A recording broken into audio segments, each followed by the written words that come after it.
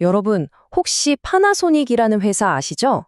오늘은 바로 그 파나소닉의 창업자 마쓰시타 코노스케에 대한 이야기를 해볼까 합니다.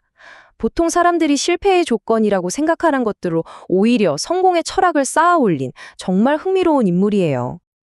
시작하기 전에 이 말을 한번 보시죠.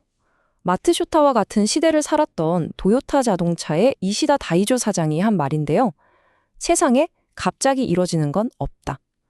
결국 인내와 깊은 성찰이 중요하다는 뜻이겠죠?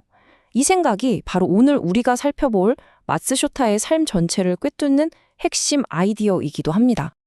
자, 그럼 마쓰시타 고노스케. 그의 인생을 떠받친 가장 근본적인 원칙은 대체 무엇이었을까요?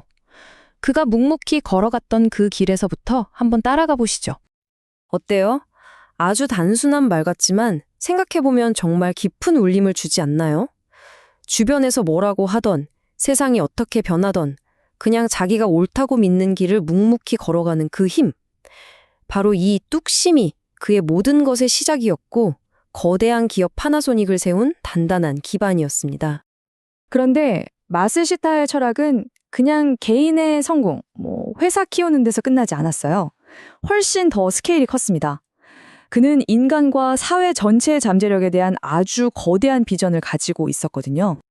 마쓰시타는 기본적으로 이런 믿음이 있었어요. 인간은 본래 엄청나게 숭고하고 위대한 존재다.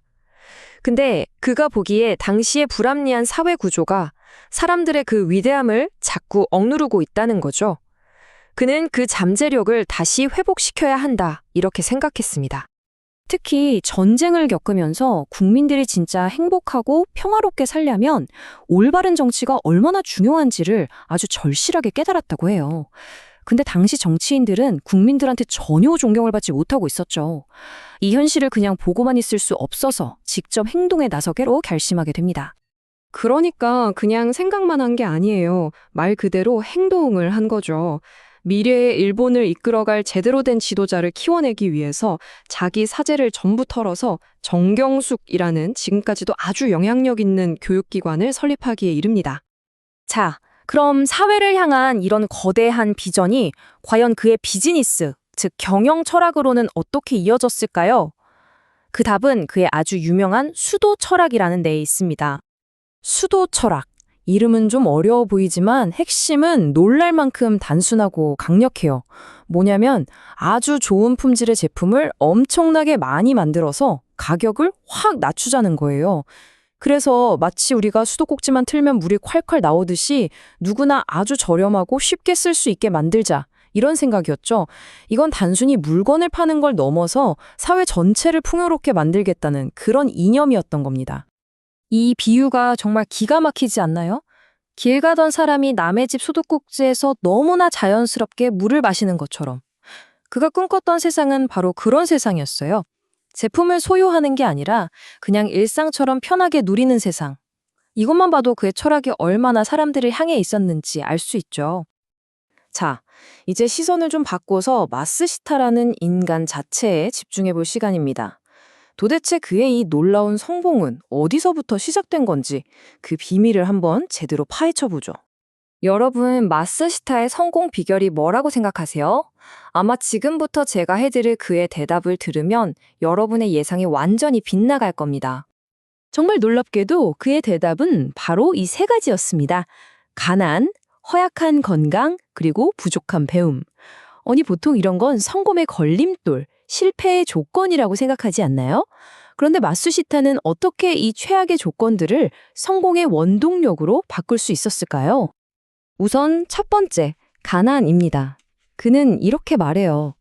나는 가난했기 때문에 아주 어릴 때부터 돈 버는 게 얼마나 힘든지, 세상이 어떻게 돌아가는지를 온몸으로 배울 수 있었다고요.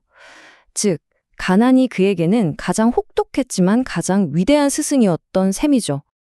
다음은 건강. 그는 평생 몸이 약해서 고생했다고 해요. 늘 자기 몸을 돌보고 관리해야 했죠. 그런데 바로 그 과정이 역설적으로 그에게 누구보다 강한 정신력과 철저한 자기관리 능력을 선물해 줬습니다. 육체의 약점이 오히려 내면의 강인함을 키워준 거죠. 마지막으로 배움의 부족입니다. 초등학교도 제대로 못 나왔다는 사실이 오히려 그를 평생 배우는 사람으로 만들었습니다. 나는 부족하다고 생각했기 때문에 세상 모든 사람과 모든 것을 스승으로 삼았다는 거죠. 그 겸손함이 끝없는 지식에 대한 갈망으로 이어진 겁니다. 결국 마스시타의 셈이 우리에게 던지는 메시지는 아주 명확합니다. 이건 바로 관점의 힘에 대한 이야기예요. 그는 자신의 약점을 보면서 불평한 게 아니라 이걸 어떻게 성장의 발판으로 삼을까를 고민했습니다. 우리가 이것 때문에 난 안 돼 라고 생각하는 바로 그 결핍이 관점을 딱 바꾸는 순간 가장 강력한 무기가 될 수 있다는 걸 그는 자기 인생 전체로 증명해 보인 겁니다. 그는 실제로 이렇게 말했습니다. 누군가 나에게 성공의 비밀을 묻는다면 나는 부유하지 못했고 건강하지 못했고 배우지 못했기 때문이라고 말할 겁니다. 자신의 약점을 가장 큰 자랑거리로 여기는 이 당당함, 어쩌면 이게 바로 그의 성공 비결 그 자체가 아니었을까요? 마스시타의 이야기는 이제 우리에게 질문을 던집니다. 지금 여러분이 이건 내 단점이야, 이것만 없었으면 하고 생각하는 것, 어쩌면 그 안에 여러분만의 가장 위대한 힘이 숨어 있는 건 아닐까요? 한 번쯤 깊이 생각해 볼 만한 문제인 것 같습니다.